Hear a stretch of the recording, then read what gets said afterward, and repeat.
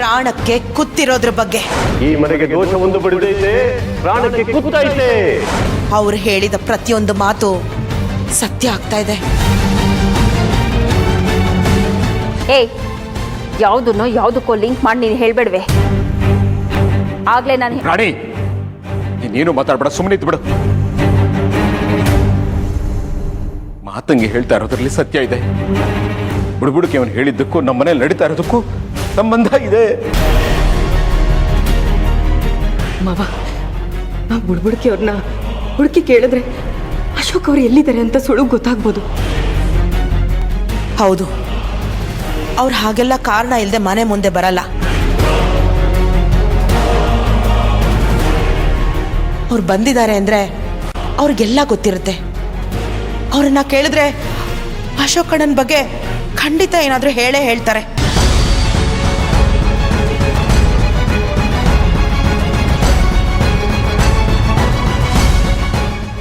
ಹೌದು ಮಾವ, ಅವ್ರನ್ನ ಕೇಳೋಣ, ಅವ್ರನ್ನ ಹುಡುಕಿ ಅವ್ರ ಹತ್ರನೇ ವಿಚಾರಿಸೋಣ. ಸರಿನಮ್ಮ, ನಾನು ಹೋಗಿ ಹುಡ್ಕೊಂಡು ಬರ್ತೀನಿ. ನಾನು ಬರ್ತೀನಿ ಮಾವ. ಆರ್ತಿ, ಈಗ ತಾನೇ ಸುಧಾರಿಸ್ಕೊಳ್ತಾ ಇದ್ಯಾ, ಹೊರಗಡೆ ಓಡಾಡೋದು ಬೇಡ. ನನ್ಗೇನೂ ಆಗಿಲ್ಲ, ನಾನು ಚೆನ್ನಾಗೇ ಇದ್ದೀನಿ. ಪ್ಲೀಸ್ ನನ್ನನ್ನು ಯಾರೂ ತಡಿಬೇಡಿ ಮಾವ, ನಾನು ಬರ್ತೀನಿ. ಮಾವ, ಆರ್ತಿ ಅಷ್ಟೊಂದು ಕೇಳ್ಕೊತಿದ್ದಾಳೆ ಅಂದ್ರೆ ಕರ್ಕೊಂಡು ಹೋಗ್ಬೋದಲ್ವಾ? ಅದಕ್ಕೆ ಜೊತೆ ನಾನು ಬರ್ತೀನಿ, 3 ಜನ ಹೋಗೋಣ. ಬೇಡ, ವೇದ, ಭವಾನಿ, ನೀವಿಬ್ರು ಚೈತ್ರನ್ ನೋಡ್ಕೊಳ್ಳಿ. ನಾನು ಆರ್ತಿನ ಕರ್ಕೊಂಡು ಹೋಗ್ತೀನಿ. ಯಜಮಾನ್ರೆ, ಆರ್ತಿ ಅಮ್ಮನವ್ರ ಸಹಾಯಕ್ಕೆ ನಾನು ಬರ್ತೀನಿ. ಆಯ್ತು.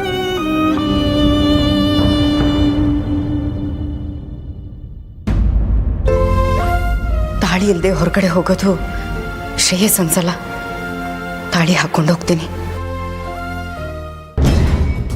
ಗುಮ್ ಕಟ್ಕೊಂಡು ಹೋಗ್ಬಿಟ್ರೆ ಅಶೋಕ್ ಸಿಕ್ಬಿಡ್ತಾನೆ ಅನ್ಕೊಂಡ್ರಾ?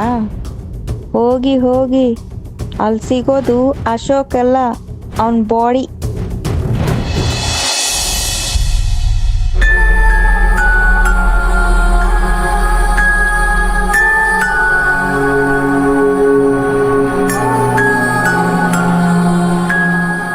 ಕುತ್ತಿಗೆಯಿಂದ ತಾಳಿ ಬೀಳ್ಸಿ ಅಶೋಕ್ ಅವ್ರಿಗೇನೋ ತೊಂದರೆ ಆಗಿದೆ ಅನ್ನೋ ಸೂಚನೆ ಕೊಡ್ತಿದ್ದೀರಾ ರಾಯ್ರೆ? ನನ್ನ ತಾಳಿ ಭಾಗ್ಯನ ಕಿತ್ಕೋಬೇಡಿ. ನಾನು ಮುತ್ತೈದೆಯಾಗಿ ಸಾಯ್ಬೇಕು ಅಂತ ಆಸೆ ಇಟ್ಕೊಂಡಿರೋಳು. ಅಶೋಕ್ ಅವ್ರಿಗೇನೂ ಆಗಿರಲ್ಲ ಅನ್ನೋ ನಂಬಿಕೆ ಮೇಲೆ ಮತ್ತೆ ಈ ತಾಳಿನ ಕಟ್ಕೋತಾ ಇದ್ದೀನಿ.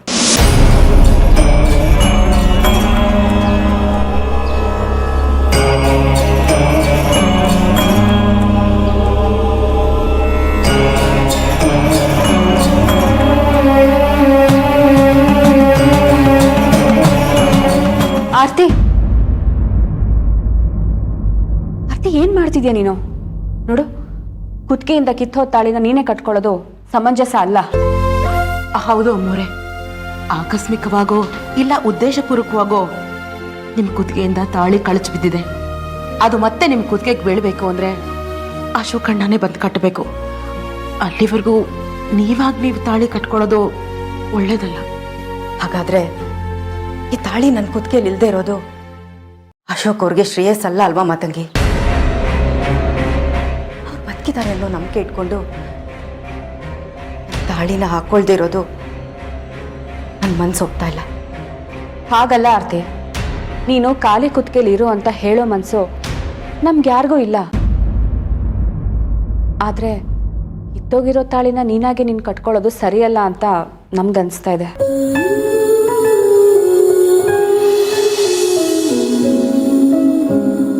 ಅಕಸ್ಮಾತಾಗಿ ಕಿತ್ತೋಗಿರೋ ಈ ತಾಳಿ ವಿಷಯದ ಬಗ್ಗೆ ಇಷ್ಟೊಂದು ಗಂಭೀರವಾಗಿ ಯೋಚನೆ ಮಾಡೋದು ನನಗೇನೋ ಸರಿ ಕಾಣಿಸ್ತಿಲ್ಲ. ಏನೋ ಡ್ಯಾಮೇಜ್ ಆಗಿದೆ, ಅದಕ್ಕೆ ಕಿತ್ತೋಗಿದೆ, ಅದನ್ನ ಬಿಟ್ಟು ಅಪುಷಕನ ಅಂತೆಲ್ಲ ಮಾತಾಡೋದು ಸರಿಗಿಲ್ಲ. ವೇದ, ನೀನು ತುಂಬಾ ಪ್ರಾಕ್ಟಿಕಲ್ ಆಗಿ ಯೋಚನೆ ಮಾಡಿ ಹೇಳ್ತಾ ಇದೀಯ ಅಂತ ನಂಗೆ ಚೆನ್ನಾಗಿ ಗೊತ್ತು. ಆದ್ರೆ ತಾಳಿ ಅನ್ನೋದಕ್ಕೆ ಒಂದು ಸಂಪ್ರದಾಯ ಇದೆ ಅಲ್ವಾ? ಇದೆಲ್ಲ ಆಕಸ್ಮಿಕ ಅಲ್ಲ. ಅಶೋಕ್ಗೆ ಆರೋಗ್ಯದಲ್ಲಿ ಏರುಪೇರಾಗ್ತಿದ್ದು, ಹಾಸ್ಪಿಟಲ್ ಅಂತ ಓಡಾಡ್ತಾ ಇದ್ದಿದ್ದು, ಈಗ ಅಶೋಕ್ ಕಾಣೆ ಆಗಿರೋದು. ಇದೆಲ್ಲದಕ್ಕೂ ಏನು ಅರ್ಥ ಹೇಳು? ಅದೇ ಟೈಮ್ಗೆ ತಾಳಿ ಕಿತ್ತು ಕೆಳಗೆ ಬೀಳೋದು ಅಂದರೆ ಏನು ಅರ್ಥ ಹೇಳು? ಅದೆಲ್ಲ ಕಾಕತಾಳಿ ಅಕ್ಕ. ಇಲ್ಲ ವೇದಾಕ, ಕಾಕ್ತಾಳಿಯ ಅಂತ ನಾವ್ ಅನ್ಕೋತಾ ಇದೀವಿ, ಆದ್ರೆ ಇದ್ರ ಪರಿಣಾಮ ಬೇರೆನೇ ಇದೆ. ನಾವೆಲ್ಲರೂ ಯಾರು ಇದನ್ನ ಹಗುರವಾಗಿ ತಗೊಳ್ಳೋದು ಬೇಡ. ಹಾಗಾದ್ರೆ ಅಶೋಕಣ್ಣ ಬಂದು ಕಟ್ಟೋವರೆಗೂ ಅದಕ್ಕೆ ಹಾಗೆ ಇರ್ಬೇಕಾ? ಬರೀ ಕುತ್ಕೆಲಿರೋದು ಎಷ್ಟು ಸಮಂಜಸ ಹೇಳಿ? ಅಲ್ಲಿವರೆಗೂ ಯಾವ್ದಾದ್ರು ಚೈನ್ ಹಾಕೋಬೋದಲ್ವಾ? ಅದಕ್ಕೆ ಮನ್ಸಿಗೆ ಏನ್ ಅನ್ಸುತ್ತೋ ಹಾಗೆ ಮಾಡ್ಲಿ. ಈ ಸಮಯದಲ್ಲಿ ಅವ್ರ ವಿರುದ್ಧ ಮಾತಾಡೋದು ಬೇಡ ಅಕ್ಕ. ಈ ತಾಳಿ ಕುತ್ತಿಗೆಯಲ್ಲಿ ಇಲ್ದೆ ಹೋದ್ರೆ ಅಶೋಕ್ ನನ್ನಿಂದ ದೂರ ಇದ್ದಷ್ಟೇ ಸಂಕಟ ಆಗುತ್ತೆ.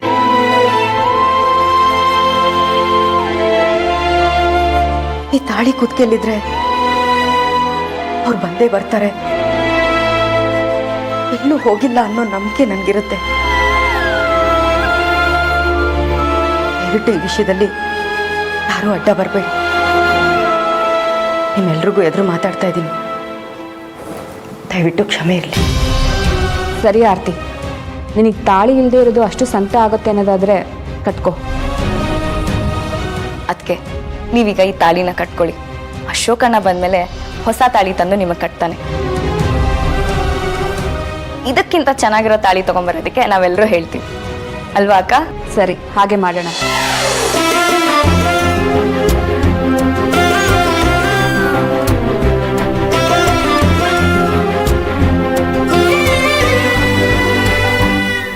ಅಮ್ಮೋರೆ, ಯಜಮಾನ್ರು ಕಾಯ್ತಾ ಇರ್ತಾರೆ, ತಡ ಮಾಡೋದು ಒಳ್ಳೇದಲ್ಲ. ಬನ್ನಿ ಹೋಗೋಣ.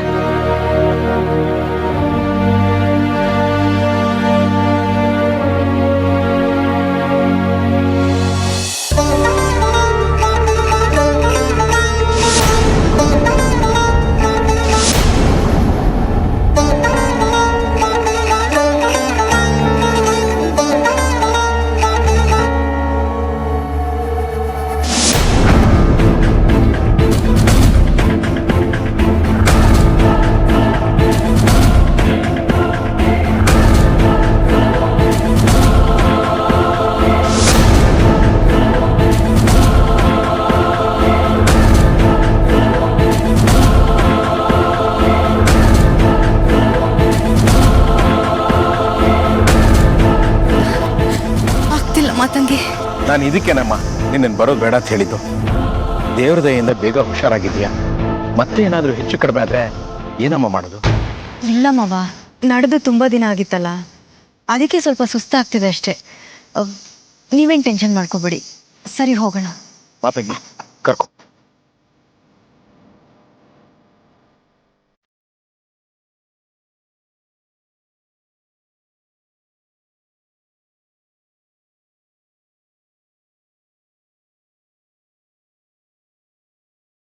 ಯಜಮಾನ್ರೆ, ಇಲ್ಲಿ ಯಾರಾದ್ರೂ ಬುಡ್ಬುಡ್ಕಿಯವ್ರನ್ನ ನೋಡಿದ್ರ? ಸಂಜೆ ಆಗ್ತಾ ಬಂತು, ಇಷ್ಟೊತ್ತಲ್ಲಿ ಊರೊಳಗಡೆ ಯಾರು ಇರೋದಿಲ್ಲ. ಎಲ್ಲಾರು ದೇವಸ್ಥಾನದಲ್ಲಿ ನೋಡಿ. ಇಲ್ಲಿ ದೇವಸ್ಥಾನ ಎಲ್ಲಿದೆ ಸ್ವಾಮಿ? ಹೀಗೆ ಹೋಗಿ 1-2 ಕಿಲೋಮೀಟರ್ ದೂರ ಎಡಭಾಗದಲ್ಲೇ ಇದೆ. ಒಳ್ಳೆ ಸ್ವಾಮಿ, ಒಳ್ಳೆ.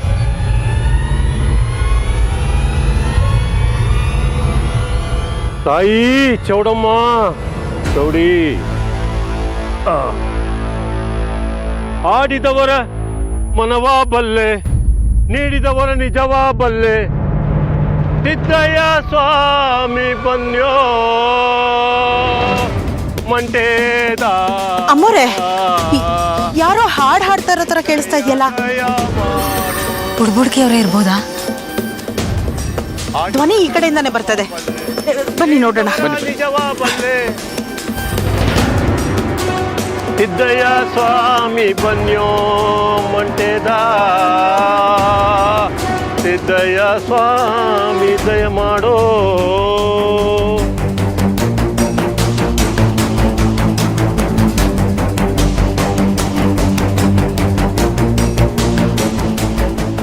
ನನ್ನ ಮಾತನ್ನು ಕೇಳದೆ ನನ್ನನ್ನು ಮನೆಯಿಂದ ಹೊರಗೆ ಹಾಕಿದ್ರಿ. ಈಗ ನನ್ನನ್ನೇ ಹುಡ್ಕೊಂಬಂದಿರಿ. ನಿಮ್ಮ ಮಾತಿಗೆ ಬೆಲೆ ಕೊಡದೆ ನಿಮ್ಮನ್ನ ಬೈದು ಕಳಿಸಿದ್ದಕ್ಕೆ ಕ್ಷಮೆ ಕೇಳೋಣ ಅಂತ ಬಂದಿದ್ದೀವಿ ಸ್ವಾಮಿ. ಕ್ಷಮಿಸೋದಕ್ಕೆ ನಾನು ಯಾರ ತಾಯಿ? ನಾನೊಬ್ಬ ಏಕಶ್ಚಿತ್ ನರಮಾನವ. ಹಾಗನ್ಬೇಡಿ, ನೀವು ಸಾಮಾನ್ಯದವರಲ್ಲ ಅಂತ ನಮಗೆ ಗೊತ್ತಿದೆ. ಸ್ವಾಮಿ, ನಿಮ್ಮ ಜೊತೆ ಹಾಗೆ ನಡ್ಕೊಂಡಿದ್ದಕ್ಕೆ ಕ್ಷಮೆ ಇರಲಿ. ಈಗ ನಾವು ನಿಮ್ಮನ್ನು ಹುಡ್ಕೊಂಡು ಬಂದಿರೋದಕ್ಕೆ ಕಾರಣನೇ ಬೇರೆ ಇದೆ. ನಾನು ಹೇಳಿದ್ದು ಸತ್ಯ ಆಯ್ತಲ್ವಾ?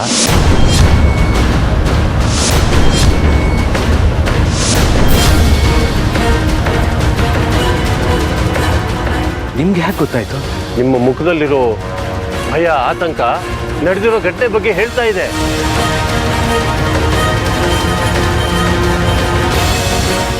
ಹೌದು ಸ್ವಾಮಿ, ನೀವು ಹೇಳಿದ ಸತ್ಯ ಆಯ್ತು. ಮನೆ ಮುಂದೆ ರಕ್ತ ಹರಿತು. ಈಗ ನಮ್ಮ ಯಜಮಾನ್ರೇ ಕಾಣಿಸ್ತಾ ಇಲ್ಲ. ನಿಮ್ಮನೆಗೆ ದೊಡ್ಡ ದೋಷ ಒಂದು ಬಡದೇ ಇದೆ.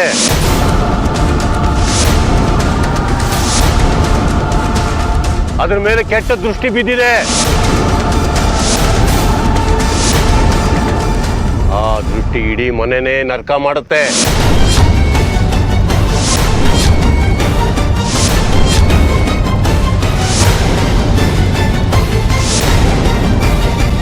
ಕಣ್ಣೀರಲ್ಲಿ ಕೈ ತೊಳಸುತ್ತೆ. ಎಲ್ಲರ ಹೃದಯದ ಬಡಿತನ ಹೆಚ್ಚು ಮಾಡುತ್ತೆ.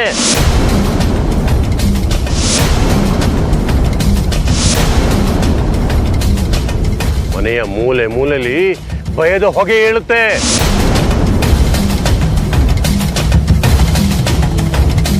ನಿಮ್ಮ ಮನೆ ಮಗ ಕಾಣೆ ಆಗಿರೋದಕ್ಕೆ ಆ ಕೆಟ್ಟ ದೃಷ್ಟಿಯೇ ಕಾರಣ.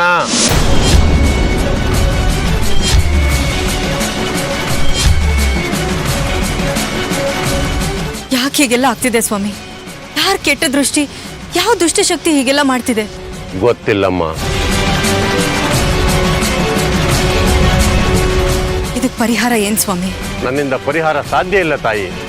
ಅದನ್ನು ತಡೆಯೋ ಶಕ್ತಿ ಆ ಭಗವಂತ ನನಗೆ ಕೊಟ್ಟಿಲ್ಲ.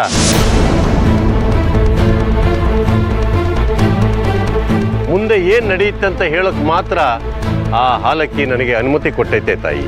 ಹಾಗಾದ್ರೆ ಇದಕ್ಕೆ ಪರಿಹಾರನೇ ಇಲ್ವಾ? ನಾವು ಹೀಗೆ ಕಷ್ಟದಲ್ಲೇ ಮುಳುಗ್ಬೇಕಾ? ಇದೆ, ಇದಕ್ಕೆಲ್ಲ ಪರಿಹಾರ ಇದೆ ತಾಯಿ. ಸ್ವಾಮಿ, ಅದೇನ್ ಪರಿಹಾರ ಅಂತ ದಯವಿಟ್ಟು ಹೇಳಿ.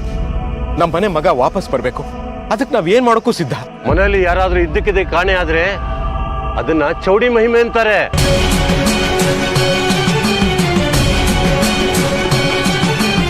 ನಿಮ್ಮ ಮನೆ ಮಗನ ಬಗ್ಗೆ ತಿಳ್ಕೋಬೇಕು ಅಂದ್ರೆ ನೀವು ಒಬ್ಬ ಮಹಾಪುರುಷನ ಭೇಟಿ ಮಾಡಬೇಕು. ಯಾರದು? ಚೌಡಿ ಉಗ್ರ.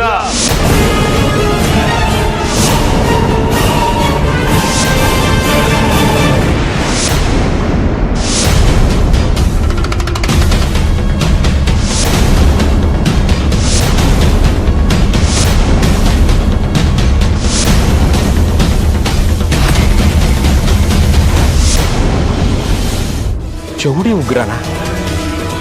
ಅವ್ರು ಎಲ್ಲಿದ್ದಾರೆ ಸ್ವಾಮಿ? ಇಲ್ಲಿಂದ 150 ಮೈಲಿ ದೂರದಲ್ಲಿ ಚೌಡಿಪುರ ಅಂತ ಒಂದು ಊರಿದೆ.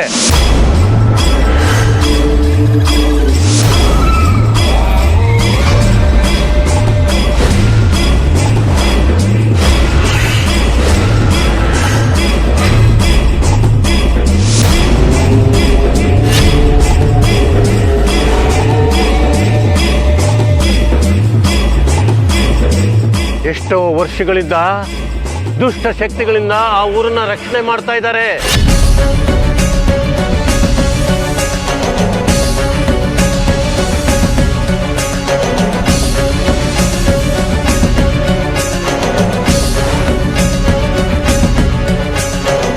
ಊರು ಜನರಿಗೆ ದೇವರಾಗಿದ್ದಾನೆ. ಕೊಡುಗೈ ದಾನಿಯಾಗಿರುವ ಆ ಮಹಾನುಭಾವನ ಹೆಸರೇ ಚೌಡಿ ಉಗ್ರ.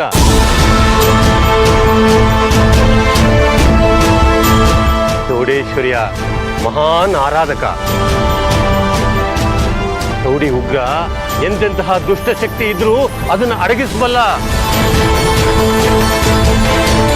ದೈವಶಕ್ತಿ ಉಳ್ಳವನು.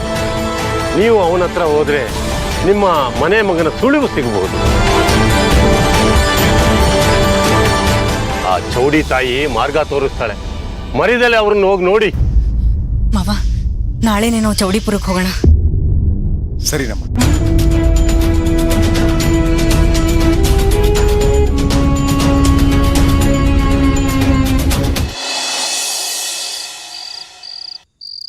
ಚೈತು, ಚೈತು, ಚೈತು. ಚೈತ್ರ ಇಲ್ಲೂ ಇಲ್ಲ. ಮೋಸ್ಟ್ಲಿ ಟೆರೆಸ್ ಮೇಲೆ ಏನಾದರೂ ಇರ್ಬೋದಾ? ಹೋಗಿ ನೋಡೋಣವಾ?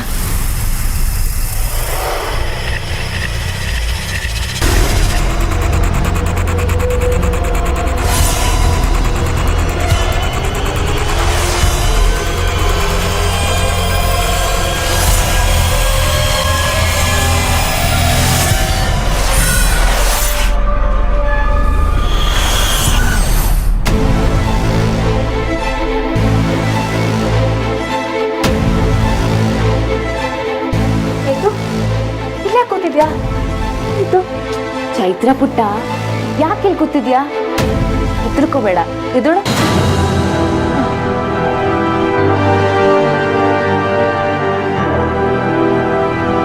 ನೋಡು ಚೈ, ಹೆದರ್ಕೋಬೇಡ. ನೋಡಿಲಿ, ಇಲ್ಲಿ ನಾನು ವೇದ ಇಬ್ಬರೇ ಇರೋದು. ಯಾಕೆ ಹೆದರ್ಕೋತಿದ್ಯಾ? ಅಕ್ಕ, ಚೈತ್ರ ತುಂಬಾ ಹೆದರ್ಕೊಂಡಿದ್ದಾಳೆ. ಅವಳ ಹತ್ರ ಯಾರೇ ಹೋದ್ರೂ ತುಂಬಾ ಭಯ ಪಡ್ತಿದ್ದಾಳೆ. ಈಗ ಏನು ಮಾಡೋದು ವೇದ? ಅವಳನ್ನು ಹೇಗೆ ಮಾತಾಡ್ಸೋದು? ಅವಳು ಏನನ್ನು ನೋಡಿ ಹೆದರಿದಾಳೆ ಅಂತ ಹೇಗೆ ಕನ್ಫರ್ಮ್ ಮಾಡ್ಕೊಳ್ಳೋದು?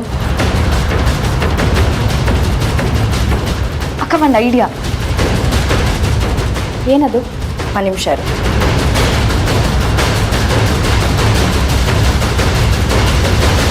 ಚೈತ್ರ ಪುಟ್ಟ ಮಾತಾಡೋಕ್ಕೆ ಹೆದರ್ಕೋತಿದ್ದಾಳೆ. ಸೊ ನಾನು ಇದರಲ್ಲಿ ಕೆಲವೊಂದು ಪ್ರಶ್ನೆಗಳನ್ನ ಬರಿತೀನಿ. ಸೊ ಅವಳು ಅದಕ್ಕೆ ಹೌದು ಅಥವಾ ಇಲ್ಲ ಅಂತ ಆನ್ಸರ್ ಮಾಡಿ.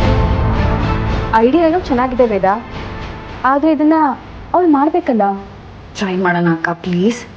ಸರಿ.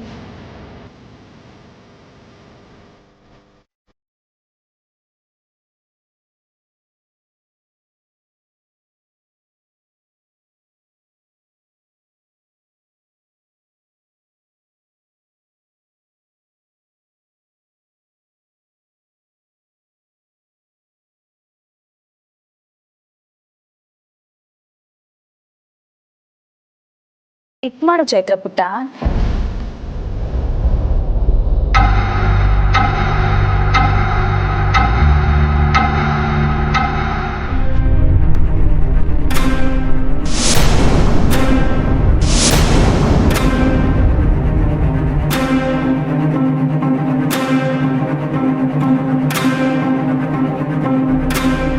ವೇದ, ಇವಳು ಯಾರನ್ನ ನೋಡಿದಾಳೆ? ಅವಳು ಯಾರು ನೋಡಿ ಹೆದರಿದಾಳೆ ಅಂತ ತಿಳ್ಕೋಬೇಕು ವೇದ. ನೆಕ್ಸ್ಟ್ ಕ್ವೆಶ್ಚನ್ ಬರಿ. ಡ್ಯಾಡಿನ ನೋಡಿದ್ಯಾ ಅಂತ ಬರಿ, ಕೇಳು.